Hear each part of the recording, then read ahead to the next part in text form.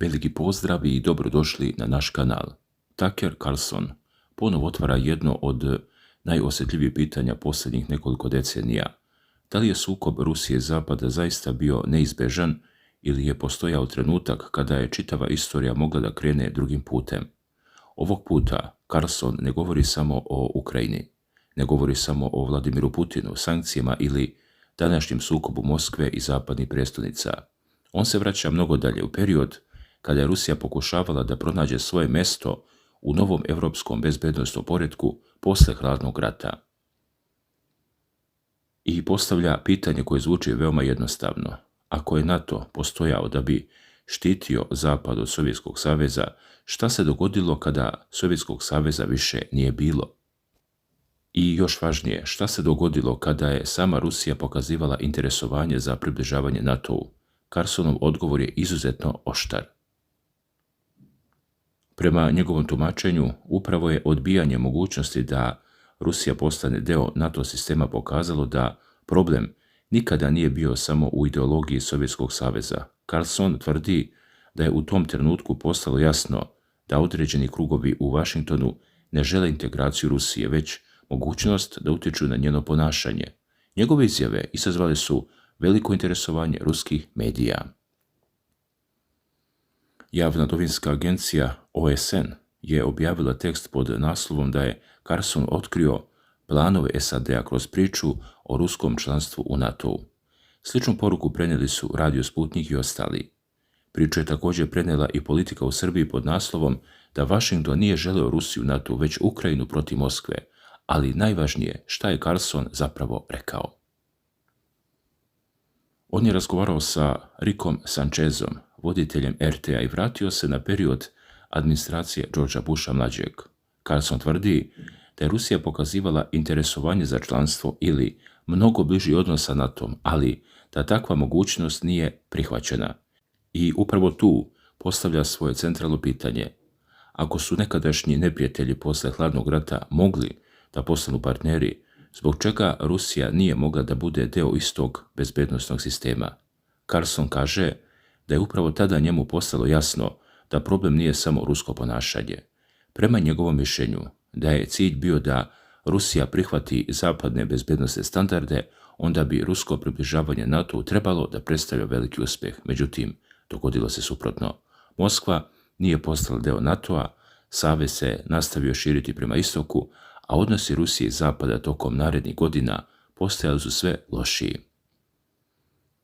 Carlson iz tog izvodi daleko ozbiljniji zaključak. Tvrdi da su određeni američki politički krugovi Rusiju posmatrali kao državu koju treba kontrolisati, a ne kao potencijalnog ravnopravnog partnera. Ali Carlson ide još dalje. On tvrdi da su pojedinci na Zapadu želeli čak i slabljenje ili podjelu Rusije kako bi dobili pristup njenim ogromnim prirodnim resursima. Upravo je taj deo njegovog nastupa posebno odjeknuo u ruskim medijima. News.ru je izdvojio Carlsonovu tvrdnju da postoje ljudi koji se ponašaju kao da Rusija pripada njima i kao da imaju pravo da određuju kako će zemlja biti uređena. AIF je izdvojio njegovu tvrdnju da NATO želi da Rusija počne da se ponaša po zapadnom modelu. Radio Sputnik celu priču predstavlja kao Carlsonovo objašnjenje greške NATO politike prema Rusiji, a onda Carlson dolazi do Ukrajine. Tu njegov nastup postaje još oštriji. Prema Carlsonovim rečima, Ukrajina je postala instrument šire strategije usmjerene protiv Rusije.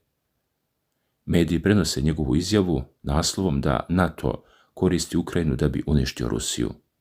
Gazeta RU prenosi njegovu tvrdnju da Ukrajina prema njegovom viđenju funkcioniše kao klijentska država NATO-a i da su američke administracije godinama gurale Kijev prema članstvu u alijansi i samim tim prema direktnoj konfrontaciji sa Moskvom. Carlson koristi veoma teške reči za današnje stanje Ukrajine. Opisuje kao zemlju koja je prema njegovom mišljenju razorena upravo zato što je pretvorena u sredstvo geopolitičkog obračuna. Također, Carlson pokušava da celu priču postavi na potpuno drugačiji način. Za njega početak problema nije 2022. godina, nije čak ni 2014. On uzrok traži mnogo ranije, u načinu na koji je posle raspada Sovjetskog saveza napravljen novi evropski bezbednosni sistem. I upravo zato je njegova priča toliko zanimljiva ruskim medijima, jer se gotovo savršeno uklapa u dugogodišnju tvrdnju Moskve da je posle završetka hladnog rata propuštena prilika za stvaranje jedinstvenog evropskog bezbednosnog prostora u kojem Rusija ne bi bila tretirana kao budući protivnik. Međutim, priča o Carsonu danas više nije samo priča o Rusiji. Tu dolazimo do možda još važnijeg dela. Dok ruski mediji prenose njegove izjave o NATO-u, u samim Sjedinjenim Američkim Državama Carson prolazi kroz ozbiljnu političku transformaciju. Axios je početkom avgusta objavio veliku priču o njegovom manifestu od 10 tačaka. To više nije samo televizijski komentar, to počinje da liči na političku platformu. Carson govori o tome kako bi Amerika trebalo da bude pravedna, suverena, produktivna, zdrava, iskrena, optimistična, mudra, pristojna, ujedinjena. Ali iza tih na izgled jednostavnih pojmova nalazi se veoma ozbiljna politička poruka. Carson direktno udara na nekoliko stubova američkog političkog sistema.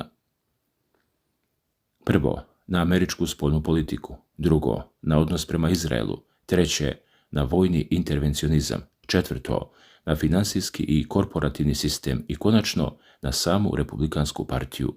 Axios piše da se oko Carsona formirala mala, ali veoma glasna grupa ljudi koji dolaze iz MAGA pokreta, ali smatraju da je Donald Trump napustio deo prvobitne politike America First. Tu se pojavljuju poznata imena. Bivša kongresmenka Marjorie Taylor Greene, kongresmen Thomas Massie, John Kent, koji je prema Axiosu u martu napustio funkciju u Trumpovoj antiterorističkoj strukturi protestujući zbog rata, a onda se pojavljuje pitanje koje u Americi postaje sve glasnije. Šta Tucker Carlson zapravo pravi? Novi politički pokret, treću stranku, platformu za nekog kandidata 2028. godine ili možda platformu za sebe. Axios dalje navodi da je Carson ranije govorio da želi da pomogne stvaranju treće političke opcije, a dodatno spekulacije pojavile su se nakon okupljanja njegovih političkih istomišljenika u njegovom domu u Mainu. Tamo se prema Axiosu čak govorilo o mogućnosti da se Carson kandiduje za predsjednika 2028. godine. Ipak on nije objavio kandidaturu, to mora jasno da se kaže, ali uradio nešto drugo. Predstavio je 10 tačaka za Ameriku i rekao da one mogu predstavljati osnovu šta god dolazi sljedeće. A onda pogledajte jednu od njegovih centralnih ideja, suverenitet.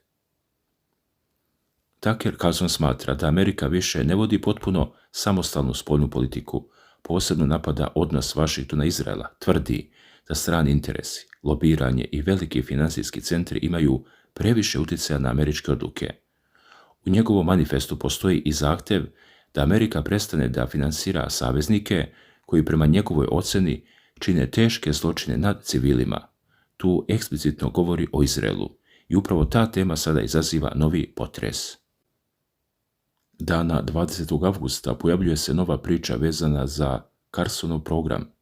Njegov gost bio je Steven Herreid, dugogodišnji urednik povezan sa Catholic Vote-om i njihovim medijskim projektom ZIL.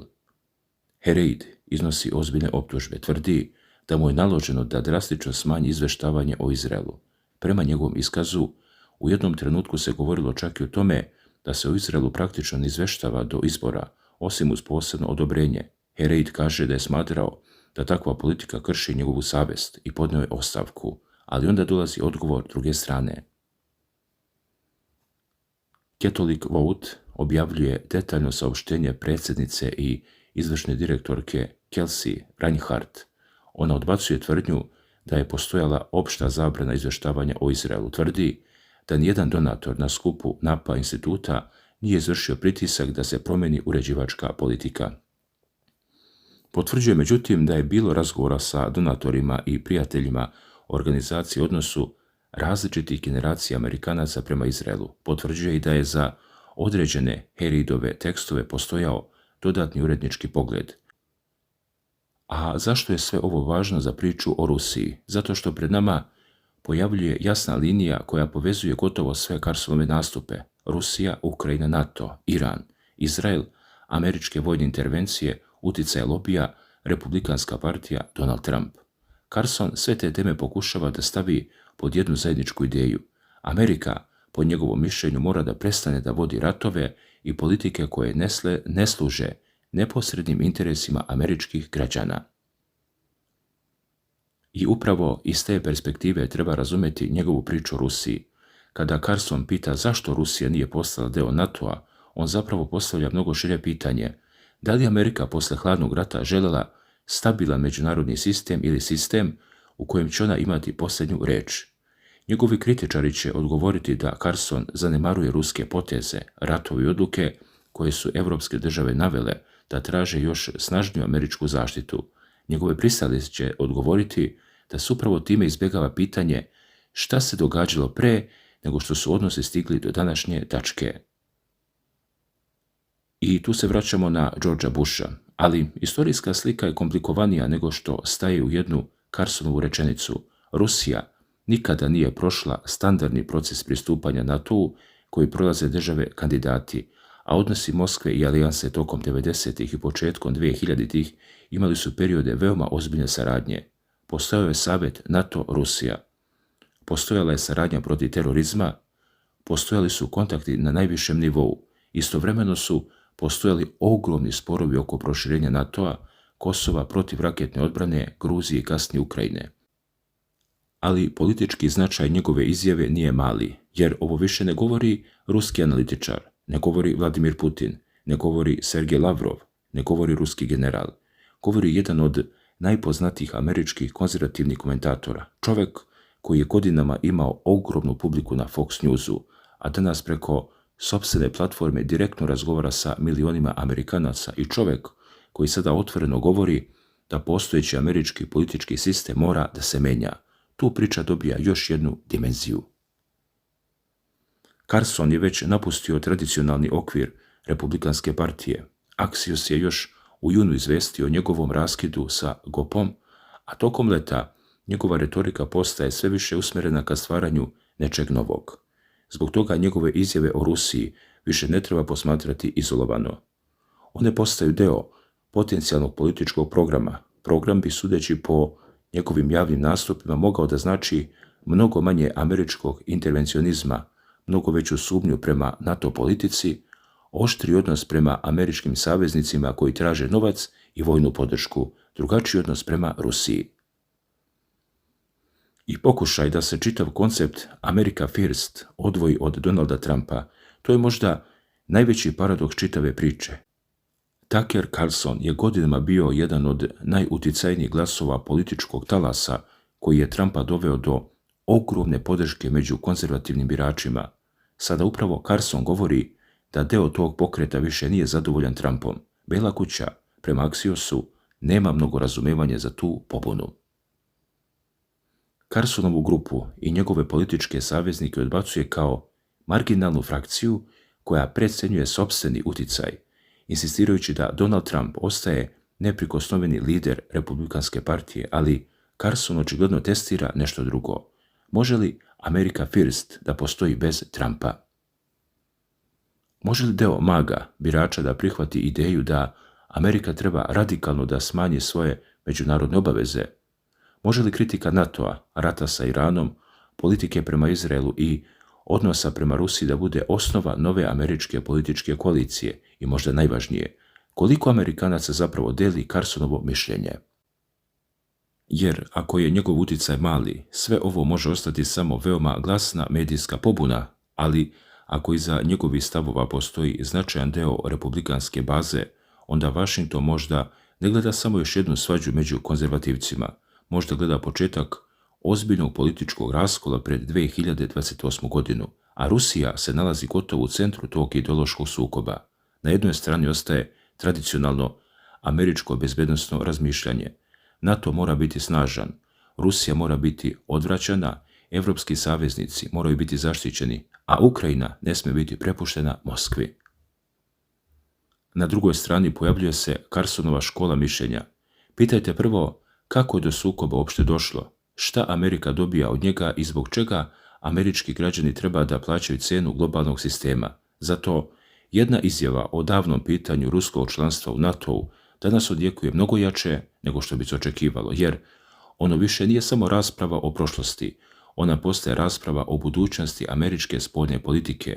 Ako Tucker Carlson zaista učestvuje u izgradnji novog političkog pokreta, onda pitanje Rusije može postati jedna od glavnih linija podjele američke desnice. Ne između demokrata i republikanaca, već unutar samog pokreta koji je posljednjih godina promijenio Republikansku partiju. Jedni će govoriti da je Moskva protivnik kojeg treba zaustaviti, drugi će pitati zbog čega je Rusija uopšte mora zauvijek biti američki neprijatelj. Jedni će NATO predstavljati kao osnovu bezbednosti Zapada. Carlson će pitati zašto je Savez nastavio da traži protivnika nakon nestanka Sovjetskog saveza. Međutim, za Rusiju je posebno zanimljivo nešto drugo. Posle godina tokom kojih je gotovo čitav politički establishment u Vašingtonu govorio o Moskvi prvenstveno kao o bezbednosnoj prijetnji, jedan veoma utjecajan američki glas sada vraća raspravu na početak i pita šta bi se dogodilo da je Rusija posle hladnog rata zaista integrisana u zapadni bezbednosni sistem. Da li bi današnji sukob uopšte postojao ili, kako tvrde Carlsonovi kritičari, upravo kasnije ponašanje Moskve pokazalo zbog čega takva integracija nikada nije mogla da uspe. Odgovor zavisi od toga sa koje strane gledati istoriju, ali jedno je teško sporiti. Tucker Carlson više ne otvara samo kontroverzne teme. On pokušava da promeni okvir kroz koji deo američke javnosti posmatra Rusiju, NATO, Ukrajinu i samu ulogu Amerike u svetu. A ako se politička pobuna koju Axios opisuje nastavi širiti, pitanje koje je Carlson postavio o Rusiji moglo bi uskoro prestati da bude samo tema jednog intervjua. Moglo bi postati deo mnogo veće američke političke borbe. Šta vi mislite? Da li je Zapad početkom 2000-ih zaista propustio istorijsku priliku da Rusiju trajno približi sebi? I na kraju možda najzanimljivije pitanje, da li Tucker Carlson samo govori ono što deo Amerikanaca želi da čuje ili pred našim očima pokušava da napravi političku platformu koja bi 2028. godine mogla ozbiljno da promeni američku desnicu?